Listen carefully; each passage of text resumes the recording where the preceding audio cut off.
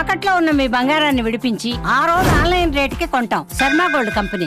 HCU వివాదంపై ప్రముఖ నటి రేణు దేశాయ్ స్పందించారు. పర్యావరణానికి ప్రమాదం తెచ్చి జీవ వైవిధ్యానికి తిలోదకాళి ఇచ్చి చేసే అభివృద్ధి ఎంత మాత్రం వద్దంటూ కొద్ది రోజులుగా హెచ్సియు భూ వివాదంపై ఆందోళనలు జరుగుతున్నాయి. ఓవైపు విద్యార్థులు తమ యూనివర్సిటీ భూమిని అన్యాక్రాంతం చెయ్యొద్దు అంటూ నిరసనలు చేస్తున్నారు. మరోవైపు జంతువులకి పర్యావరణానికి ప్రమాదం తేవద్దంటూ సెలబ్రిటీలు ఫైర్ అవుతున్నారు. ఇలా హైదరాబాద్ సెంట్రల్ యూనివర్సిటీలోని 400 ఎకరాల భూమిపై పెద్ద యుద్ధమే నడుస్తున్న నేపథ్యంలో ఇన్స్టాగ్రామ్ వేదికగా రేణు దేశాయ్ ఓ వీడియోని షేర్ చేశారు.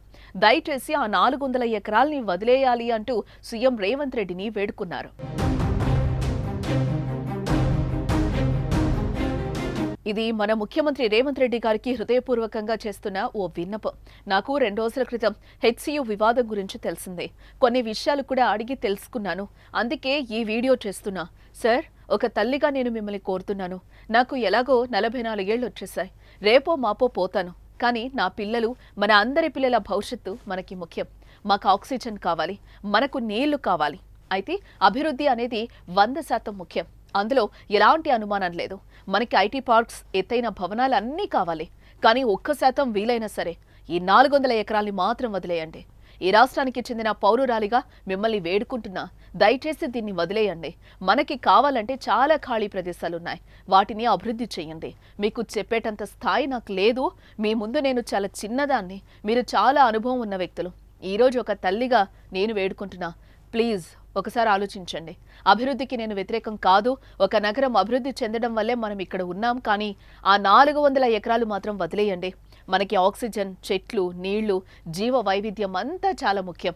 ఒకసారి పునరాలోచించండి అంటూ రేణు దేశాయ్ రిక్వెస్ట్ చేశారు. నమస్కారం. This is a public heart felt request to our honourable chief minister Revanth Reddy గారు. నాకు 2 days క్రితం ఆ హెచ్సియు గురించే తెలిసింది. కనుక్కున్నాను కొన్ని విషయాల గురించే. That's why I'm making this video. Sir, I'm requesting you as a mother. ఒక తల్లిగా మీకు రిక్వెస్ట్ చేస్తున్నాను. నేను ఎలాగైనా 44 అయిపోయాను. నేను ఎలాగైనా రేపు మాపు పోతాను. I'm old. But for my kids and all our kids, for their future, we need oxygen, we need water.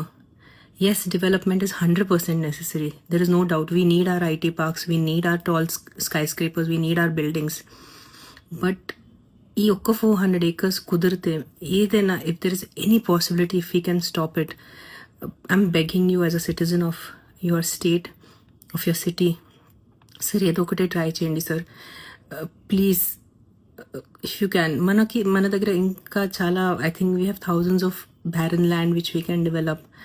You guys are senior than me. You guys are more, I'm nobody in front of you. అంటే మీ ముందు నేను, you guys are all experts in this.